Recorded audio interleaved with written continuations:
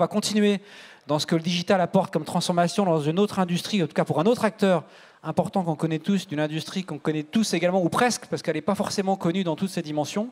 Je parle du groupe La Poste, qui a effectivement beaucoup de cordes à son arc en termes de métier.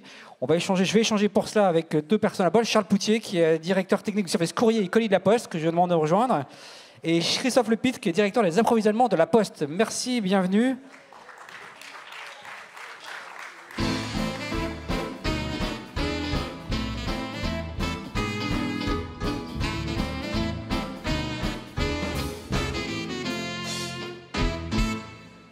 Alors je disais effectivement que la Poste est connue, en tout cas du grand public, pour ses activités entre guillemets classiques, mais je le sais bien parce que la Poste est aussi un des grands acteurs avec qui on travaille beaucoup dans le groupe Arkéa. La Poste fait plein d'activités, depuis les activités bancaires, en passant par la transformation de ses métiers plus classiques, et parfois des partenariats assez importants de l'innovation. L'idée avec vous deux, c'est de découvrir un peu plus cela dans l'envers du décor, parce que c'est vrai que cette révolution du digital, s'il y a un des acteurs qui a un impact très fortement, c'est vous. Et c'est sûr qu'on n'a pas forcément les bonnes idées ou les bons réflexes quand on imagine les transformations que vous menez pour faire face à cette révolution digitale. Donc j'ai peut-être une première question déjà pour vous, Charles. Quels sont pour vous, de manière générale, en tout cas, les enjeux de la transition digitale pour la Poste ? Alors peut-être en quelques mots préciser que La Poste, c'est un groupe qui a 5 grands métiers, 5 grandes activités. Le courrier, le colis, la banque, notre réseau de distribution et puis la branche numérique. Et dans ce cadre-là, en fait, on existe depuis Louis XI et on n'est donc clairement pas une start-up. Et pour autant, je crois que dans les 15 dernières années, on a subi une disruption comme jamais. Vous êtes dans une logique de développement, nous on est dans une logique de transformation. Et même si nos activités sont de garder un lien de proximité et d'être l'entité qui relie les uns aux autres, notre activité, elle change profondément. Dans les 10 dernières années, le trafic courrier a chuté de 50%. Nous sommes passés de 17 milliards de plis à 9 milliards de plis.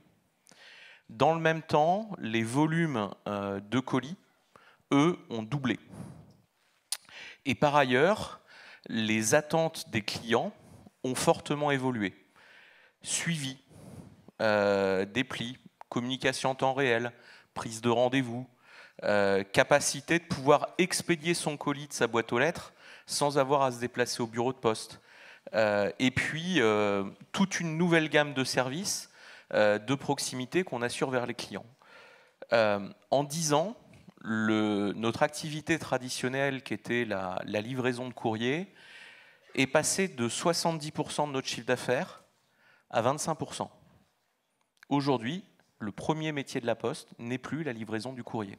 Justement, là, parmi les grands changements, les grandes transitions qui ont été opérées dans ce qui est certes pas une start-up, mais qui quelque part soumis effectivement à une révolution de ces métiers, est obligé de se comporter un peu comme une start-up quelque part, de bouger tout en étant un gros acteur vite, parce que quand on entend cette étude drastique des envois de plis, on voit bien qu'il y a des vraies révolutions. Par contre, les colis, j'imagine que c'est le digital qui les apporte par les envois Internet, donc on voit qu'il y a du plus également lié à cette révolution dans ces collatérales. Mais quels sont les grands sujets sur lesquels cette transition, on peut déjà dire qu'elle est opérante, c'est-à-dire que ça marche déjà? Alors déjà ça marche parce que vous recevez, je pense, dans les temps vos colis, en tout cas on s'y emploie. Ce qui est important de voir, c'est que ça transforme profondément nos activités. Par exemple, je vous donne une petite image d'Épinal. Quand on imagine le facteur, on imagine un facteur sur son vélo ou dans sa Kangoo. Eh bien, en fait, la transformation de la baisse du courrier et de l'augmentation des colis, elle change la distance parcourue par le facteur et elle change le mode de locomotion. Et dans 2 à 3 ans, en fait, on va passer de 20 000 vélos qu'on avait il y a encore 3 ans à plus que 3 000. On sera équipé de motos 3 roues pour la plupart des livraisons qu'on fait aujourd'hui à vélo. Et la Kangoo, qui fait 3 mètres cubes, demain fera 6 à 7 mètres cubes, on aura remplacé la taille du véhicule. Nos centres de tri changent complètement aussi. Et le numérique vient apporter en fait des solutions qui nous permettent de renvoyer des informations en temps réel, qui permettent de pouvoir assurer une traçabilité de bout en bout, qui permettent de changer la vie du facteur, puisque nous avons toutes nos équipes de facteurs qui sont équipées de ce qu'on appelle Factéo, qui est un smartphone, qui porte toutes nos applications mobiles. Ça fait partie de la gamme des outils que la Poste développe. Exactement. J'imagine que derrière cette transformation digitale, il y a un certain nombre d'outils. Donc Factéo, c'est un des outils. Et Factéo, c'est notre boîte à outils. C'est notre couteau suisse. Et effectivement, toutes les opérations à tout niveau et qui sont réalisées par le facteur sont faites par le Factéo. Et le Factéo, en fait, c'est ni plus ni moins qu'un smartphone avec des applications qui permettent de renvoyer des infos en temps réel, qui permettent de guider le facteur, qui permettent d'ordonnancer les tournées, qui permettent d'interagir avec le client, de renvoyer des signatures, renvoyer des informations et même de préparer les services que nous assurons. Et ça peut interagir avec des applications tierces, parce qu'on parle beaucoup du facteur comme tiers de confiance dans les assurances, par exemple, pour faire constater les dégâts dans une maison. Est-ce que ces applications sont aussi des applications ouvertes sur l'extérieur permettant de connecter des acteurs tiers, assureurs ou autres, par exemple, pour travailler? Oui, d'accord. Tout à fait. Donc, par exemple, nous utilisons Factéo pour le compte des assureurs, des images de sinistres. Nous utilisons tout notre socle applicatif pour utiliser, par exemple, des caméras qu'on installe sur les voitures des facteurs qui permettent en fait de prendre des images des rues dans lesquelles on circule, et avec nos systèmes d'intelligence artificielle, en fait, on va détecter les trous sur la route, etc., pour renvoyer de l'information aux communes, des endroits où il faut agir sur les voies. Donc ça, c'est typiquement un des sujets qu'on porte dans notre système d'information. D'accord. Ça fait une question, Christophe, peut-être les offres numériques que développe la Poste. Qu'est-ce qu'on peut, si on peut citer quelques exemples, qu'est-ce qu'on citerait comme exemple un peu emblématique ou qu'on connaît ou qu'on a à voir dans notre quotidien sans forcément le savoir? Alors, il y a des choses que vous connaissez tous. Par exemple, le site laposte.fr permet de suivre de façon assez simple et assez intuitive maintenant l'ensemble de ces colis et de ces courriers. Il y a des choses que vous connaissez peut-être moins, mais sur laquelle la Poste se base. C'est toute cette relation de confiance qu'on a. La Poste, le facteur, c'est quelqu'un en qui on a confiance, et cette proximité humaine.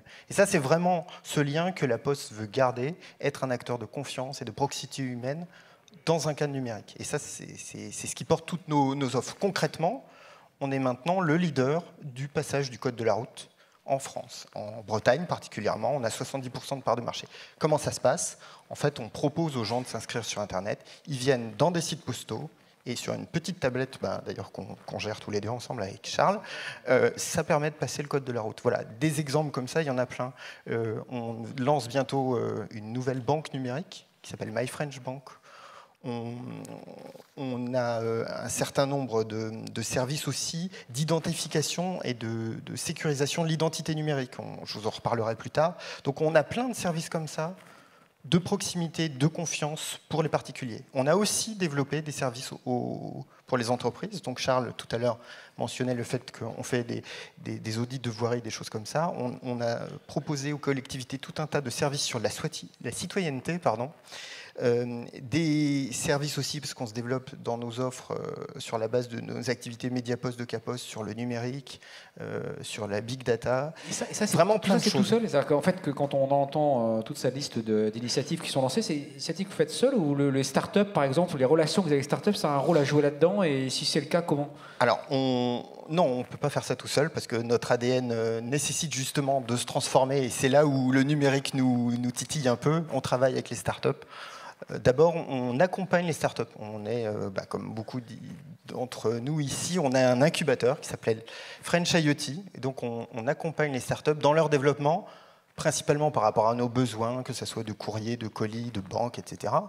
Mais aussi sur des sujets connexes de développement. Tout à l'heure, je parlais des nouveaux services. On a racheté une startup, par exemple, il n'y a pas longtemps, qui s'appelle Tikizi, qui nous permet de proposer aux seniors une tablette adapté aux seniors avec un contenu.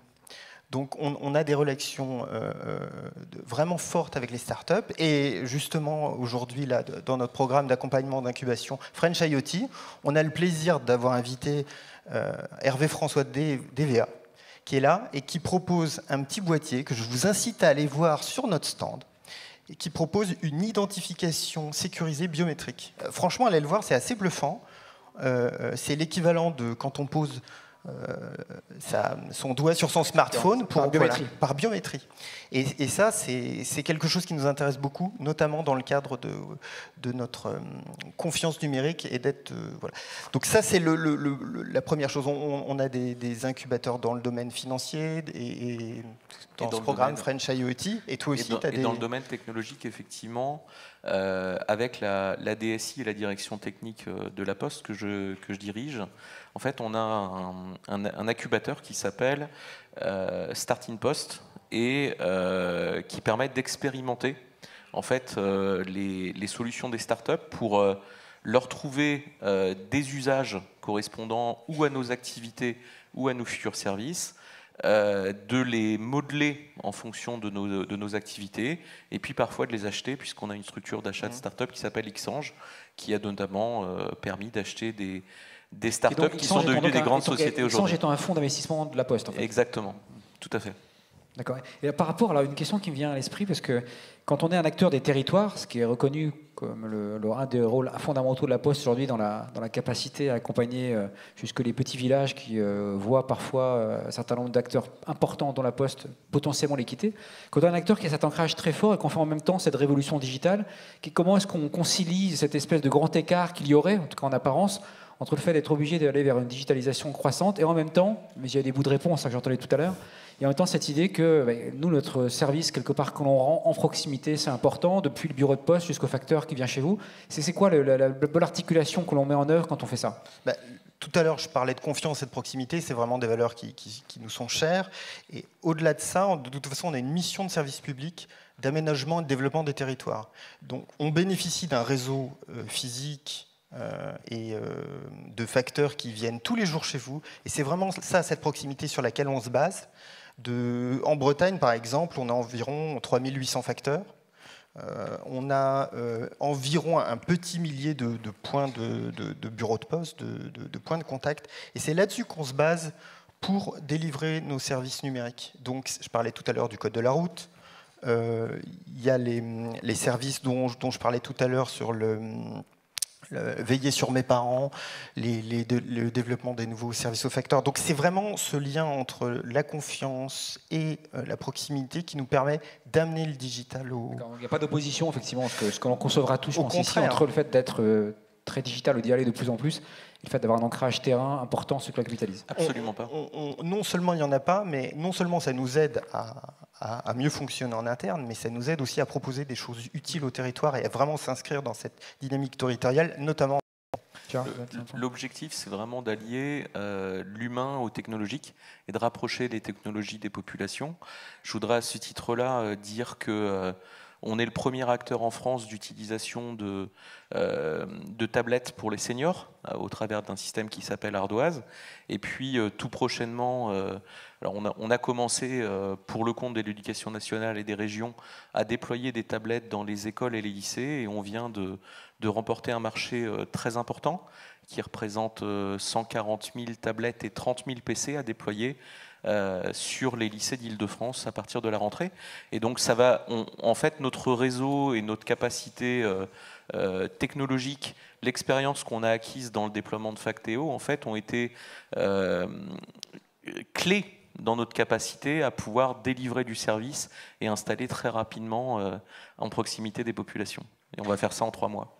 D'accord. Une dernière question, Charles et Christophe. En fait, vous êtes partenaire du WSE Festival cette année, pour la première année, je crois. Est-ce qu'il y a une intervention que l'un et l'autre vous attendez avec plus d'impatience? Est-ce qu'il y a un sujet dont vous avez dit, tiens, ça, vu de ma fenêtre, entre guillemets, ou de ce qui nous préoccupe aujourd'hui, c'est quelque chose que je vais regarder avec plus d'acuité que tel ou tel autre sujet? Avant de connaître le programme précisément, j'aurais bien dit Manoukian, mais on l'a déjà vu. Non, moi, celle qui m'intéresse beaucoup à titre, j'allais dire, de comparatif par rapport à l'impact que ça a pour nous, c'est Cdiscount. Parce que Cdiscount, dans sa présentation, précise qu'il se positionne comme, entre guillemets, concurrent d'Amazon. Et nous, Amazon, c'est quelqu'un qui nous challenge. Parce qu'il cherche justement à venir sur la livraison, sur cette proximité, sur cette facilité de confiance.